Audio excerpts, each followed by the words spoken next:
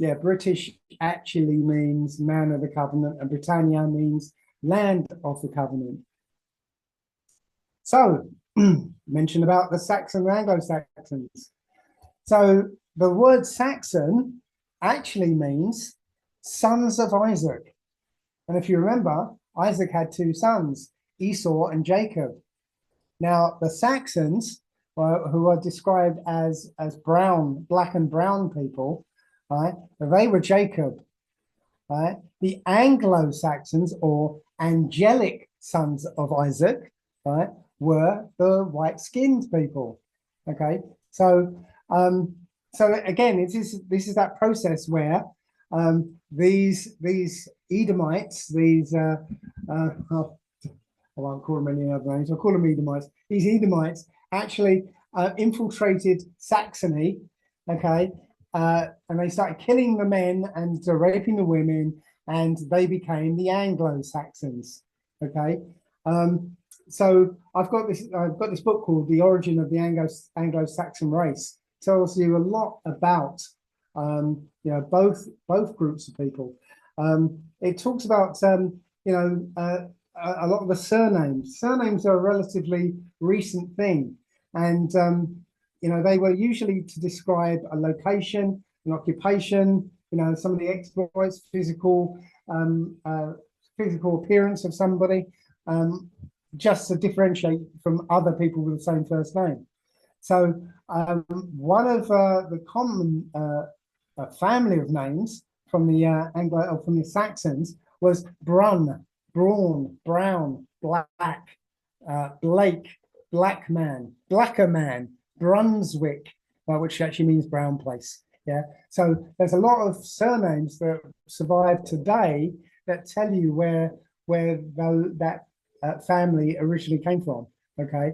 There was also amongst the Saxons were the Wends, people called the Wends, and some of their names survive today, in Windsor, Wendover, Wendlesbury, and other places, with that same root. But interestingly, in this book, in chapter 7, the chapter's called Our Darker Forefathers. So this is a nod to the original Saxons. Remember, it's the book, The Origin of the Anglo-Saxon Race. Yeah. So chapter 7, Our Darker Forefathers. Now it talks about what the makeup of England was. It says here there is a higher percentage of people of a mixed brown type living in Hertfordshire, Buckinghamshire, Wiltshire, and Dorset than most other counties, except those in Cornwall and the old Celtic borders. The inhabitants of these countries are the darkest. So it's literally talking about the invasion of this bloodline, this Anglo-Saxon bloodline, which started to mix out, county by county, and these four counties were the last holdouts.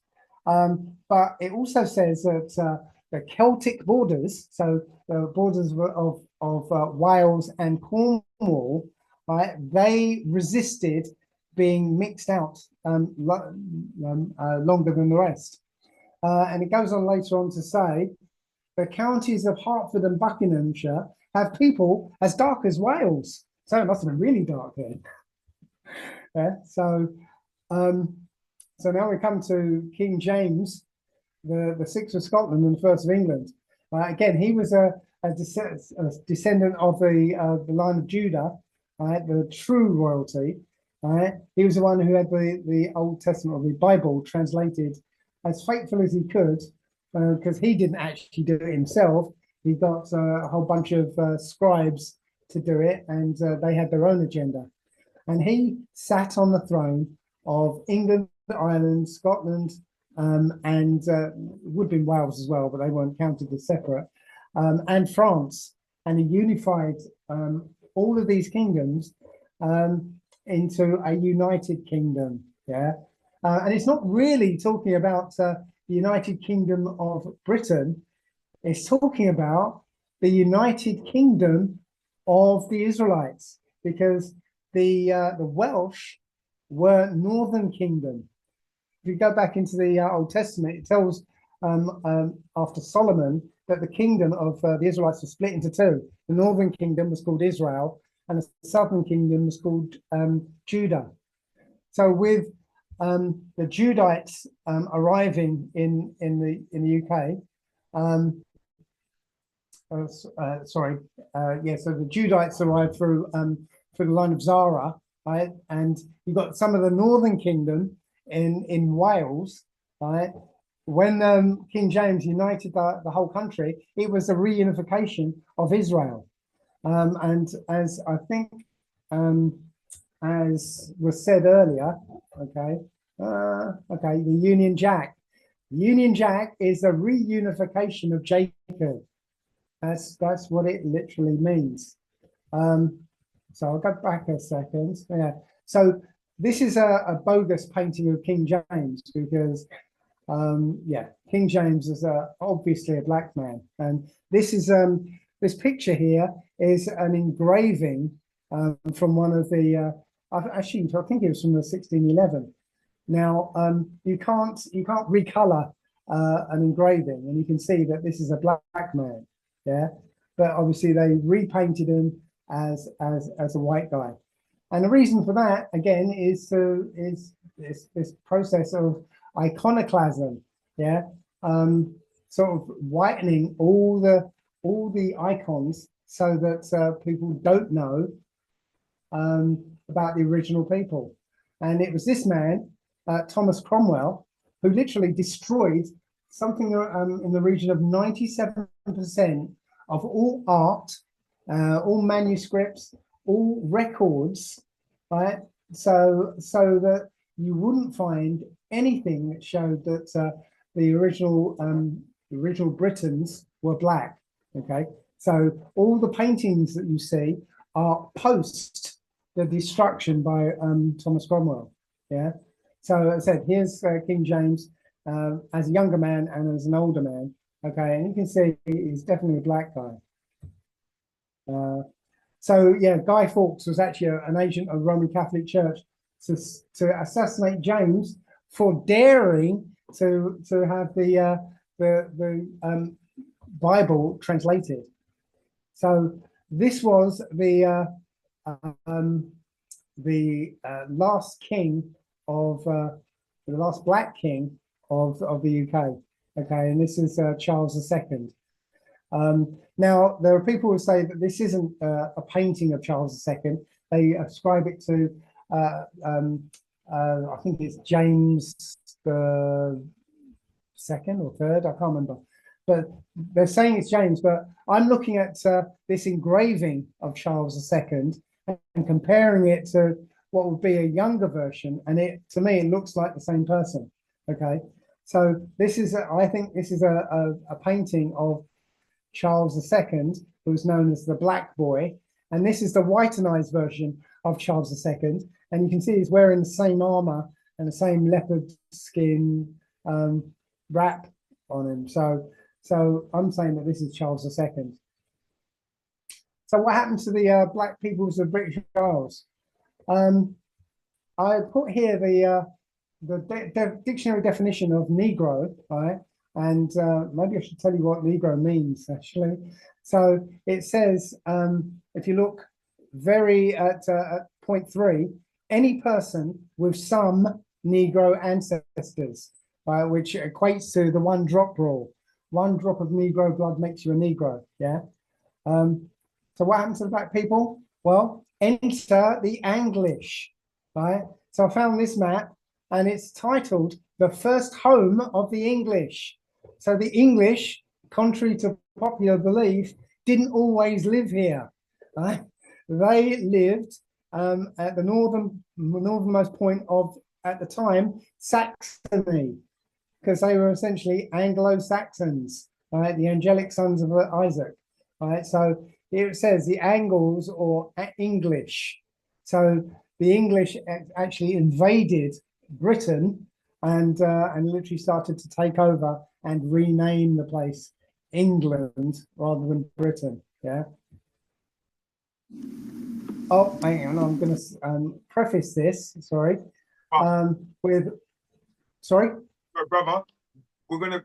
You know what? We're going to do a part 2. We're not going to close right yet. Oh, but okay. I think we need a part 2, brother. You're absolutely smoking, roasting, cooking, barbecuing like the hot sun.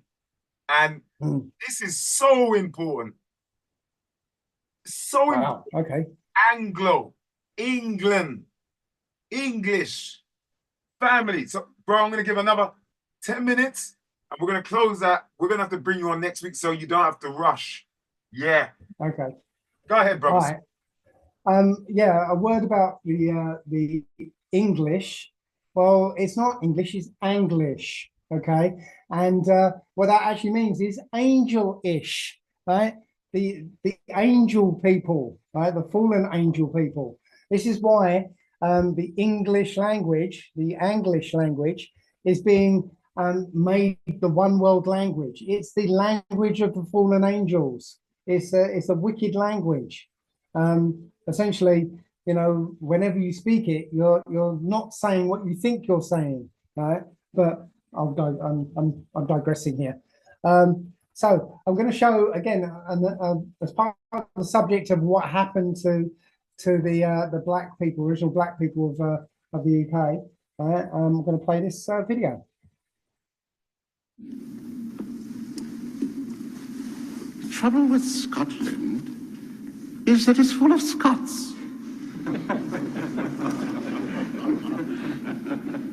Perhaps the time has come to reinstitute an old custom. Grant them prima nocte.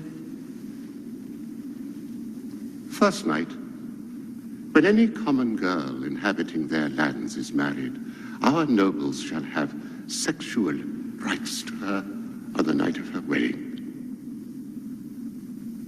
If we can't get them out, we'll breed them out. And that's exactly what happened to Scotland and Ireland. I don't know if I'm going to get into that. Oh, okay, won't go there yet. Yeah, so that's what happened. The Scottish and the Irish were, when Cromwell attacked, he killed as many Irish and Scottish as he could. And those he didn't kill, he transported to their new colonies in the Caribbean. But this process of the women that were left behind, they were essentially raped, and you know, the lighter skinned offspring got to stay, and the darker skinned offspring got transported. And they will tell you, that this is what they were doing and why they were doing it. Again, here's another film that shows it. Notice, if you will, the half-caste child, and there are ever-increasing numbers of them. Now, what is to happen to them? Are we to allow the creation of an unwanted third race? Should the coloureds be encouraged to go back to the black? Or should they be advanced to white status and be absorbed in the white population? Now, time and again, I am asked by some white man, if I marry this coloured person, will our children be black? And as Chief Protector of Aborigines, it is my responsibility to accept or reject those marriages.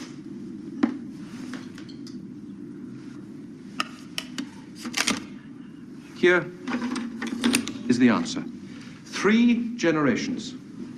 Half-blood grandmother, quadroon daughter, octoroon grandson. Now, as you can see in the 3rd generation, or 3rd cross, no trace of native origin is apparent. The continuing infiltration of white blood finally stamps out the black color.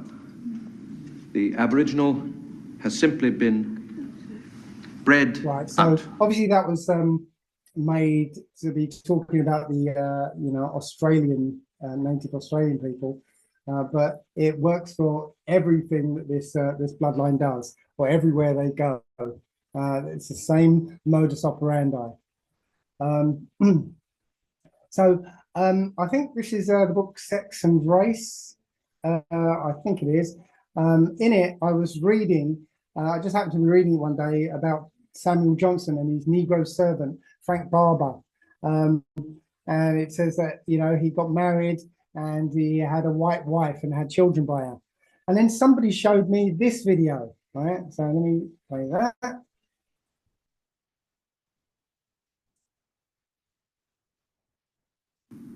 Francis had a son called Isaac. Isaac had a son called Enoch. Enoch had a son called Edward. Edward had a son called Norman, and Norman had a son called Cedric, and that's me. And it's as direct as that. That's my family tree on my father's side, going back 250 years. Historians sometimes say that there's a mystery about the disappearance of the black Georgian population, Millions, that we know not number thousands. But really the answer to that mystery is you. Yes, we're going around in disguise, in camouflage, walking about the place, and many people don't know. But I'm glad that I know. I'm proud of that, because they're mine, and because it's my history, and I feel sorry for people who don't know. So that's essentially what's happened to the black people of the British Isles. Right? This man is a black man. Wow. But you don't know it because he's been bleached out. Okay, he goes back to the famous manservant of Samuel Johnson, Francis Barber. Yeah, and there are a lot of people walking around in this country who don't know that they're black people. Black ancestry. Now, Black ancestry. remember the definition of Negro: somebody who has some